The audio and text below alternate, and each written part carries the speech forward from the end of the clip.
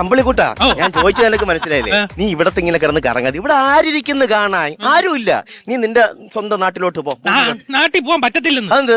എന്റെ ഭാര്യ ഞാനോട്ട് ശരിയാവത്തില്ല. ഭാര്യമായിട്ട് എന്ത് പ്രശ്നം? അവള് വൈകുന്നേരം ആവുമ്പോ കണ്ട ഷാപ്പിലും ബാറിലും ഒക്കെ കയറി ഇറങ്ങി നടക്കും. വൈകുന്നേരം ഭാര്യ മദ്യവെക്കോ?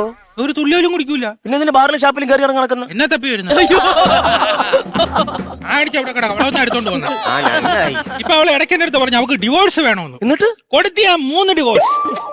എന്നിട്ട് ഇപ്പൊ എന്തായി? ഇളയ ഡിവോഴ്സ് തൊട്ടിൽ കിടക്കുന്നു. 1.5 വയസ്സായത്. നിങ്ങൾ കല്യാണം ഒന്നും കഴിച്ചില്ലേ? ഞങ്ങളുടെ ഈ ഗ്രഹത്തില് കല്യാണം എന്നുള്ള സമ്പ്രദായമേ ഇല്ല. അപ്പൊ പിന്നെ എങ്ങനെ കുട്ടികളുണ്ടാവും? അതിനൊരു മാർഗമുണ്ട്, പറഞ്ഞുതരാം. തിലായി എന്നൊരു സമ്പ്രദായം ഉണ്ട്. തിലായി എന്ന് പറഞ്ഞു കഴിഞ്ഞാൽ ഒരു ഏലിയൻ സ്ത്രീ പ്രസവിച്ചതിന് ശേഷമാണ് ഒരു ഏലിയൻ പയ്യനെ കണ്ടുപിടിച്ച് കെട്ടിക്കുന്നത്. അതാണ് തിലായി എന്ന സമ്പ്രദായം. ഇതാണ് ഞങ്ങളെ നാട്ടിലും ഉണ്ട്. എന്തോന്ന് തിലായ? എന്റെ ചേട്ടൻ അങ്ങനെയല്ലേ കെട്ടിയത്? ഒരു കൊച്ചുള്ള പെണ്ണിനാണ് ചേട്ടൻ കെട്ടിയത്. അതിന് നിങ്ങൾ തിലായി എന്നാണോ പറയണേ? തലയിലായി എന്ന് പറയും.